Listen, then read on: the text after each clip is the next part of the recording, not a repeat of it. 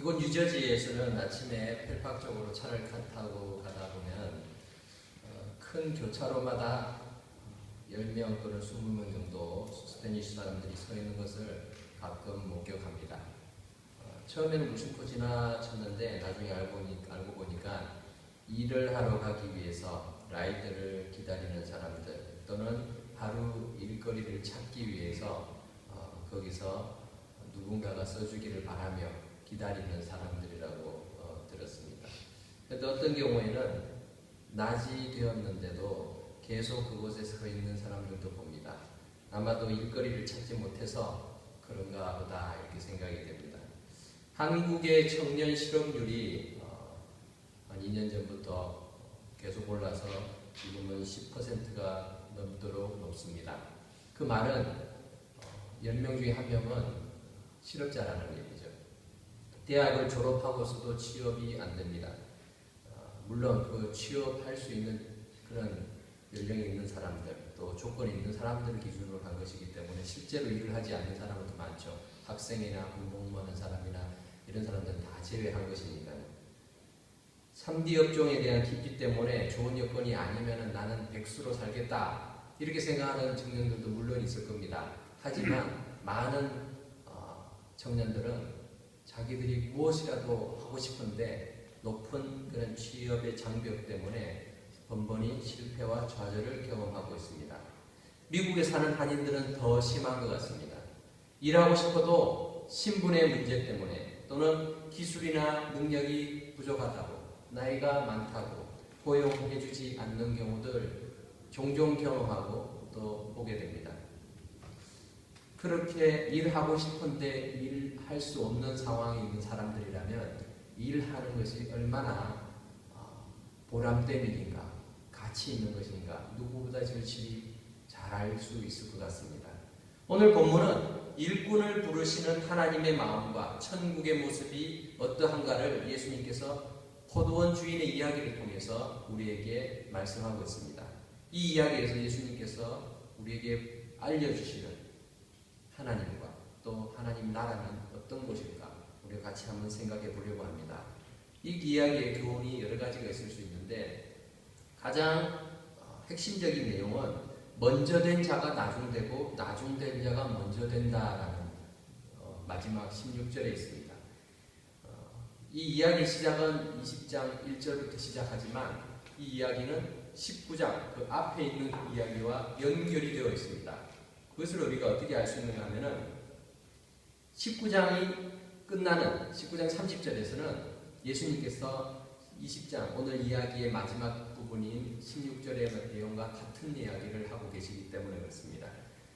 19장 30절을 제가 읽어드리겠습니다. 그러나 먼저 된 자로서 나중되고 나중된 자로서 먼저 될 자가 많으니라. 20장 16절에서는 이것이 앞뒤가 바뀌어 있습니다. 이와 같이 나중된 자로서 먼저 되고 먼저 된 자로서 나중되리라. 결국 예수님께서는 먼저 된 자가 나중되고 나중된 자가 먼저 된다는 이 이야기를 설명하시기 위해서 지금 오늘 이야기를 말씀해주고 계시는 것입니다. 20장 1절을 시작할 때도 헬라어로는 호모이아가를 이렇게 시작합니다. 가르라는 헬라어 단어는 앞 문장 내용에 대해서 이유와 원인, 조건을 이야기하는 알려주는 접속사입니다. 그래서 왜냐하면 이렇게 시작하는 거죠. 왜냐하면 내가 이야기를 해줄게. 이렇게 하면서 예수님이 설명하시는 것이죠. 먼저 된 자가 나중되고 나중된 자가 먼저 된다 라는 것에 대해서 말씀하시기 위해서 이야기를 하고 있죠. 19장에서는 마태복음 19장에서는 예수님께서 부자 청년에 대한 대화한 내용들이 나옵니다. 어느 청년이 왔습니다. 그런데 상당히 재산이 많았던 것 같아요. 젊은데 부모님으로부터 유산을 받은 건지 자수성가했는지는 알지 못하지만 재물이 상당히 많았습니다. 그런데 거기다가 이 청년은 하나님의 율법을 굉장히 잘 지키는 사람이었어요. 그래서 예수님께 나와서 또 경건한 질문을 합니다. 무슨 질문을 하는가 하면 선생님 어떻게 하여야 영생을 얻겠습니까? 다른 사람들은 어떻게 하면 인생을 잘 살 수 있을까? 어떻게 하면 내 문제를 해결할 수 있을까? 뭐 이런 데 고민에 빠지실 때 이 청년은 영생에 대해서 고민하고 있다는 것이죠. 그래서 예수님께서 이것저것 말씀을 해주시죠. 율법을 지켜라, 계명을 지켜야 한다. 그러니까 선생님 그거 제가 어릴 때부터 다 지켰습니다. 아마 예수님께 칭찬받으려고 나온 것 같아요. 근데 예수님께서 그래 참 잘하는구나. 근데 네가 한 가지 부족한 게 있다. 그것이 무엇이죠? 너 재물을 팔아서 가난한 사람들에게 나눠주고 넌 나를 따라라. 이렇게 얘기하니까 이 청년이 고민하기 시작했어요. 고민을 하다가 근심하며 그냥 돌아갔습니다. 결국 주님을 따르지 않기로 결정한 것이죠. 내 재물을 내가 그냥 유지하기를 결정한 것입니다. 왜 그랬을까요? 하나님 앞에 내가 섬기고 충성하고 봉사하는데 내가 가진 것을 가지고 덧붙여 사는 건 괜찮은데 이걸 포기하고는 하고 싶지 않은 거예요. 청년이 재물이 많음으로 근심하며 돌아갔다. 이렇게 성경은 이야기합니다. 그 모습을 보고 예수님의 제자들이 그 중에서 예수님의 우리가 수제자라고 알고 있는 베드로가 예수님께 질문합니다. 선생님, 주님, 우리는 모든 것을 버리고 주님을 따랐습니다. 저 사람과는 다르지 않습니까? 이야기를 하죠. 그러니까 우리는 무엇을 얻을 수 있을까요? 잔뜩 기대를 하고 이야기합니다. 우리는 저 청년과는 다르지 않습니까? 그러니까 예수님께서 이 제자들에게 너희들은 나를 따랐으니까 세상이 새롭게 되어 인자가 자기 영광의 보좌에 앉을 때에 나를 따르는 너희들도 12보좌에 앉아서 이스라엘 12지파를 심판하는 그런 놀라운 권세를 가질 것이다. 이렇게 인정하십니다. 지금 상황에서 이야기하는 게 아니라 예수님께서 다시 오셨을 때 그때까지도 따르는 자들에게 그런 복을 주신다라고 말씀하고 있는 것이죠. 그리고 내 이름을 위해서 집이나 형제나 아비나 부모나 여러 이 전토를 벌인 자마다 여러 배를 받고 또 영생을 상속받을 것이다. 이렇게 약속하십니다. 거기까지만 하고 끝났으면 괜찮은데 예수님 그 다음에 그러나 먼저 된 자로서 나중되고 나중된 자로서 먼저 될 자가 많으니라. 이렇게 말씀을 하시는 거예요. 베드로는 아주 자신만만하게 생각을 했을 것입니다. 우리는 다 버렸으니까 우리는 이제 받을 것만 있다. 이렇게 생각했을지도 모릅니다. 그러나 다 버리는 것이 아니죠. 사실 버릴 게 별로 없었기 때문에 쉽게 버리는지도 모릅니다. 우리 가운데서도 마찬가지죠. 버릴 것이 많은 사람은 주님을 따르기가 참 어렵습니다. 그래서 예수님께서 부자가 천국에 들어가기가 낙타가 바늘기로 들어가는 것보다 어렵다 말씀을 하시는 거죠. 그 부자라는 것은 어떤 의미일까요? 단순히 재물이 많은 사람을 부자라고 말하지 않습니다. 그 재물이 내 것이라고 생각하는 사람이 부자라는 것이죠. 아무리 부자라도요, 그 재물이 내 것이 아니고 남을 위해서 내게 맡겨진 거라고 생각하는 사람은 부자가 아니에요. 청직입니다. 그냥 나눠주는 거죠. 하나님이 내게 맡겨주는데 이것을 하나님의 나라를 위해서 그리고 이웃을 위해서 세상을 위해서 귀하게 쓰라고 주신 것이야 라고 생각하는 사람은요, 아무리 돈이 많아도 검소하게 삽니다. 자기 돈이 아니니까. 그런데 돈이 얼마 없으면서도 자기 마음대로 쓰는 사람들이 있어요. 그러면서 늘 돈 없다고 말합니다. 자기 하고 싶은 건 다 하면서 어떤 다른 구제 사업이나 또 다른 일들, 교회에서도 헌금, 여러 가지 일을 할 때는 저는 돈이 없어요. 저는 넉넉하지 못해요. 이렇게 말하는 사람들이 있어요. 그 사람이 인색한 부자인 것이죠. 자기를 위해서는 열심히 쓰지만 하나님의 나라를 위해서 또 하나님 기뻐하시는 일에는 쓰지 않으니까요. 성경에도 그런 인색한 부자가 나옵니다. 어리석은 부자의 이야기가 나오죠. 누가복음 보면은 이 어리석은 부자는 가을이 되어서 추수할 때가 되니까 너무 곡식이 수확이 많은 거예요. 그러니까 생각을 합니다. 이게 수확이 많으니까 내가 곡간을 하나 더 지어야 되겠다. 그리고 그곳에다가 결실한 모든 수확물을 집어넣고 나머지 인생을 편히 잘 지내야지. 그러면서 잔치할 구상 이런 앞으로 어떤 일들 할까 그 구상만 하고 있습니다. 그때 하나님께서 이 어리석은 부자에게 어리석은 자야, 오늘 밤에 내가 네 영혼을 취할 텐데 그럼 그것이 다 네 것이 되겠느냐, 이렇게 말씀을 하시죠. 세상에 많은 사람들이 그렇게 살아가고 있다는 것입니다. 베드로는 내가 가진 것이 없으니까, 그러니까 내가 하나님을 따르고 우리 주님을 따르는 것 모든 것을 버렸다 이렇게 말하고 있습니다. 하지만 그에게도 가진 것이 있었어요. 그렇기 때문에 결정적인 순간에는 주님을 포기하는 그러한 실수도 범하게 되지요. 이처럼 우리 스스로는 주님 앞에 먼저 된 것처럼 보이기도 하고 먼저 예수님 믿고 잘 주님을 섬기는 것 같이 보여도 그렇지 못할 때가 많은 것을 봅니다. 때로는 우리가 정말 결단해야 될 순간에 또 뒷걸음치고 얼마 되지 않는데도 그거 내 것을 지키기 위해서 하나님 절대 이것에는 손대지 마십시오. 하나님 안 됩니다. 이렇게 말하는 그 무엇이 우리들 마음에는 있다는 것입니다. 그렇기 때문에 우리는 부자 청년에 대해서 비난할 수 없습니다. 베드로와 또 여러 연약한 모습을 보였던 제자들의 모습을 보면서 우리는 그들을 비난할 수가 없습니다. 왜냐하면 우리가 그 모습을 그대로 가지고 있기 때문에 그렇죠. 우리가 기억해야 될 것은 먼저 될 자로서 나중 될 자가 많고 또 나중 된 자가 먼저 될 그런 사람들이 많다라는 주님의 경고를 기억해야 할 것입니다. 두 번째로 이 이야기를 통해서 예수님께서는 천국은 은혜로 가는 것이지 내 능력과 내 자격으로 가는 것이 아니다라는 것을 보여주기를 원하셨습니다. 오늘 포도원 비유의 내용은 간략히 말하면 이렇습니다. 어떤 굉장히 넓은 포도원을 가진 주인이 있었습니다. 그런데 이 주인이 이제 포도 소출할 때가 된 거예요. 포도를 다 이렇게 따야 되는데 그 포도원을 경작하고 해서 따야 되는데 일꾼들이 많이 필요합니다. 그래서 밖에 나갔습니다. 시장에 가면은 그 당시 이 이스라엘 그런 팔레스타인 지역에서는 시장에서 모든 일들이 이루어졌습니다. 그래서 거기서 사람도 만나고 무역도 이루어지고 또 소식도 전해지고 그러죠. 근데 거기에 일거리를 찾는 사람들이 인력시장 같은 곳에서 기다리고 있습니다. 그러면은 일꾼이 필요한 사람들은 가서 흥정을 해서 일꾼을 뽑아서 데리고 옵니다. 이 주인도 그렇게 했습니다. 아침 일찍 나가서 장터에서 사람들을 불러왔습니다.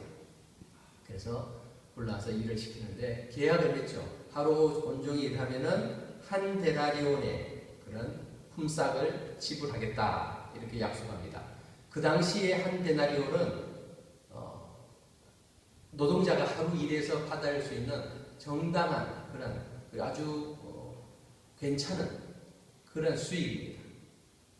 그것을 부족하다 이렇게 얘기하지 않죠. 실제로 많은 사람들이 많은 그때 고용인들이 한 데나리온을 줘야 되는데 주지 않은 사람들이 많아요.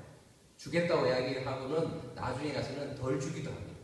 그렇게 악덕 고용주들도 있었죠.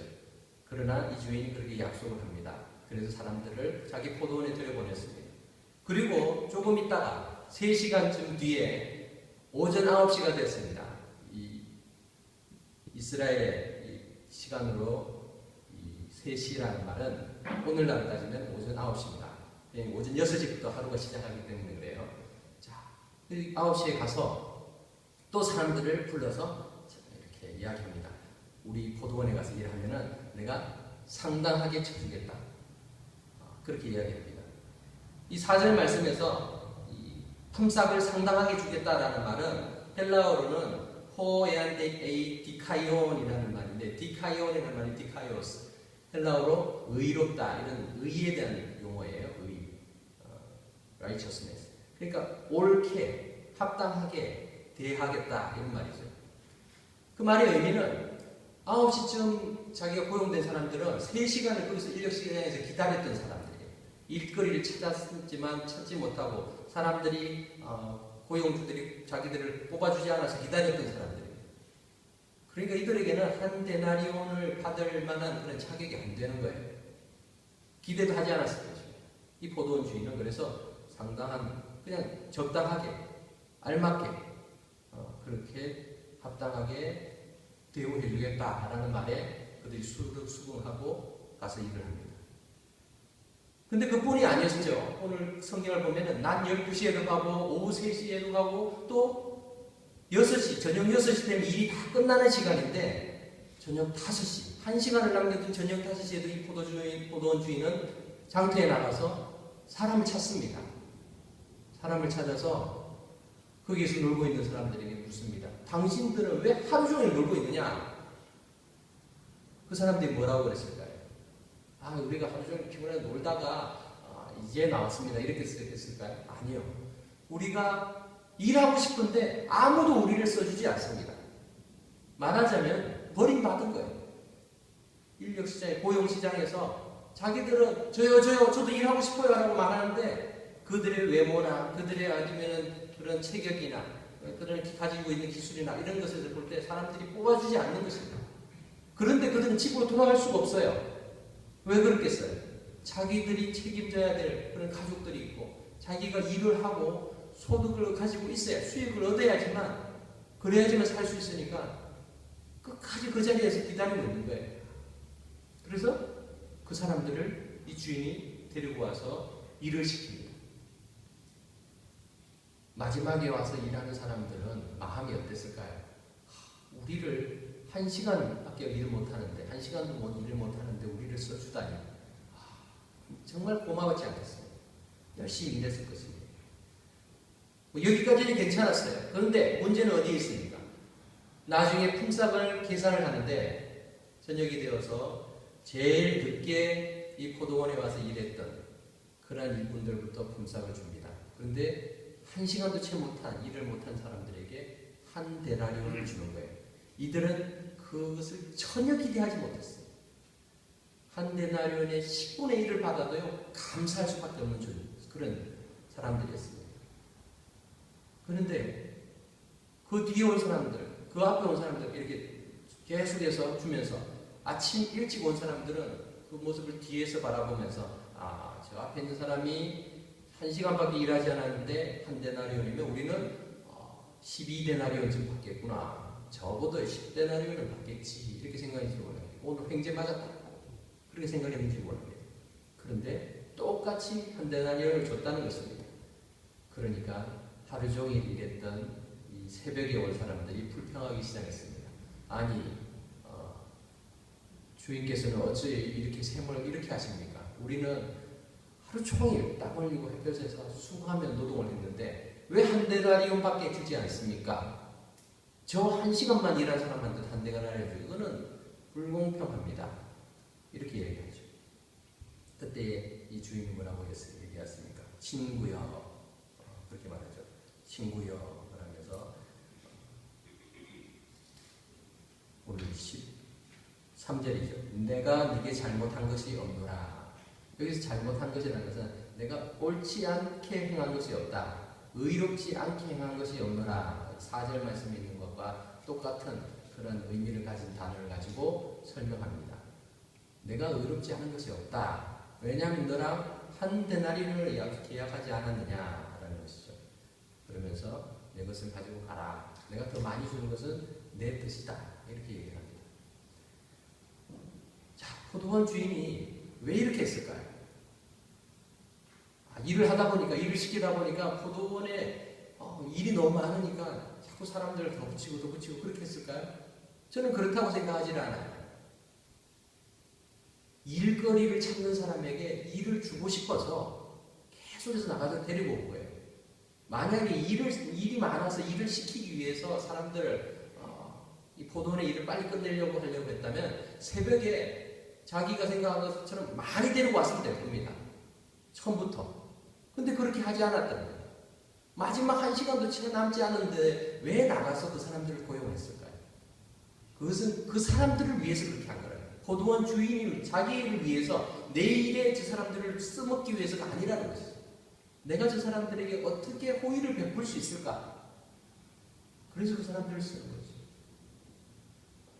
여러분들이 이민 생활하면서 그런 경험을 하셨는지 모르겠습니다. 어떤 경우에 우리를 도와주고 싶은데 그냥 도와주면은 자존심 상하고 체면 때문에 또 어려워할까봐 사소한 일을 갖다가 시키면서 그렇게 사례를 주는 사람이 있어요. 도와주고 싶은데 이 사람이 혹시나 마음이 상하지 않을까 이렇게 생각해서 내 일을 좀 도와주시면 제가 또 이렇게 사례를 하겠습니다. 그리고 그 사례가 내가 한 일에 대해서 걸맞지 않을 만큼 그렇게 많은 것으로 돕는 그런 사람들을 만나보시는지 모르겠습니다. 저는 그런 경험들이 많아요. 그래서 하나님께도 감사하지만 그런 사람들에 대해서 참 감사하다. 그냥 이렇게 돕는 것이 아니라 일을 부탁하면서 감사하다고, 오히려 그분이 감사하다고 얘기하면서 돕는데 그걸 보면서 이분이 참 마음이 참 따뜻하구나, 이런 것을 많이 경험했습니다. 포도원에 와서 일하던 사람들도 마찬가지였을 것입니다. 하나님의 사랑을 그 사람을 통해서, 그 주인을 통해서 느꼈겠죠. 우리가 참 보잘것없어. 모든 다른 그런 사람들은 우리를 버리고 포기하고 쳐다도 보지 않았는데 이분은 어찌하여서 우리가 그냥 화장무렵에까지 놀고 있고 일자리를 못하고 못 찾고 있는 그러한 버림받은 존재들을 데려다가 쓰고는 또 그렇게 후하게 살해를 할까, 그렇게 생각을 했을 것입니다. 비록 1시간밖에 일을 못했지만 그들이 그 자리에 가서 포도원에서 일하는 그 1시간 동안은 그들의 인생에서 가장 최선을 다해서 일을 했을 것입니다. 자기들을 써준다는 그 기쁨 때문에. 사례가 얼마 될지는 알지 못했지만 내가 일할 수 있다는 것 때문에 또 열심히 일을 했을 것입니다. 그리고 정작 샘을 해서 사례를 받았을 때는 더 감사했겠죠. 우리가 이렇게 부족한데 이렇게까지 우리를 생각해 주시는구나. 하나님은 그렇습니다. 하나님의 셈은 그렇다는 것이죠. 하나님은 공평하신 분이세요. 그래서 절대로 약속을 어기시는 분이 아니십니다. 약속에 대해서 지키시죠. 그리고 그 약속을 지키시는 것뿐만 아니라 공정하게 대하시는 것뿐만 아니라 더 이상으로 은혜를 베푸시는 것은 하나님의 주권에 해당된다는 것입니다. 그래서 하나님께서는 일꾼이 필요해서 우리를 부르신 것이 아니라 그분의 은혜를 베푸시고자 원하셔서 우리를 일꾼으로 불러주셨다는 것입니다. 여러분, 주님의 나라를 위해서, 주님의 교회를 위해서 일할 때 내가 능력이 되어서 일한다고 생각하십니까? 아니면 내가 능력이 되지 않으니까 나는 일을 할 수 없다라고 생각하고 계십니까? 둘 다 틀렸습니다. 하나님 앞에 나와서 우리가 섬기고 봉사하고 하는 것은 내 능력으로 하는 것이 아닙니다. 하나님의 은혜로 하는 것이죠. 하나님이 그렇게 불러주셨다는 것이죠. 그렇기 때문에 잘하고 못하고의 문제가 아닙니다.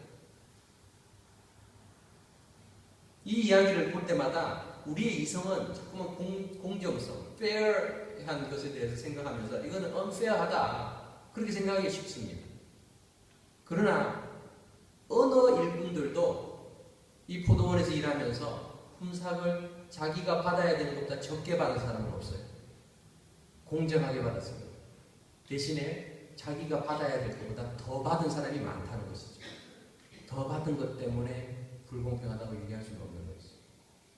많은 사람들이 자기 자신을 나는 새벽 6시 아침 시작할 때부터 일한 사람으로 착각하고 있습니다. 그러나 여기 계신, 그리고 저를 포함해서 우리 모두는 어쩌면 오후 5시에 포도원에 들어가서 일하게 된 사람일지도 모릅니다. 그렇다면 우리는 우리의 분에 넘치는 은혜를 받은 자들이라는 것이죠. 하나님의 은혜가 얼마나 크신가를 말씀하고 있는 것이지 경제 윤리가 어떠해야 되는가를 이 이야기에서 알려주고 있는 것이 아니라는 것입니다. 하나님은 공평하시고 의로운 분이십니다. 그뿐만 아니라 하나님께서는 은혜가 넘치시는 분이시다는 것입니다.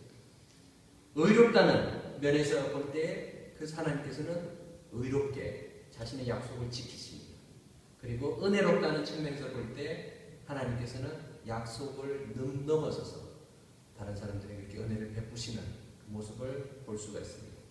하나님의 나라는 그렇게 역사합니다. 천국은 그런 곳입니다. 여러분이 내가 그래도 평생 동안 하나님을 잘 섬기고 헌신하고 충성했으니까 나는 하나님 앞에서 참 하늘나라 갈 때도 금마 차 타고 올라가고 또 마지막에 그냥 신앙생활 대충 하다가 주님 살려주십시오, 예수님 믿겠습니다 해서 다른 사람은 그냥 초라하게 그냥 개나리 보따리 짐 지고 그냥 도보로 천국 가는 걸로 생각하고 있지는 않습니까? 우리의 능력으로, 우리의 의로 천국 가는 것이 아닙니다. 그렇기 때문에 하나님 나라는 우리 모두에게 분에 넘치는 곳입니다. 자격 없는 자들을 그렇게 불러주셔서 하나님의 은혜를 경험하게 하시는 것입니다. 그렇기 때문에 이 사실을 바로 깨닫지 못하면 먼저 예수를 믿어도 하나님 앞에서는 저 뒤쪽에 서 있을 수 있다는 것입니다. 그러나 마지막 순간에 예수를 믿고 정말 보잘것없습니다. 나는 할 수 있는 것이 아무것도 없습니다. 그래도 주님 사랑합니다 라고 고백하는 그러한 사람들에게 하나님께서 귀히 여기시고 또 더 크신 은혜를 베푸신다는 것입니다.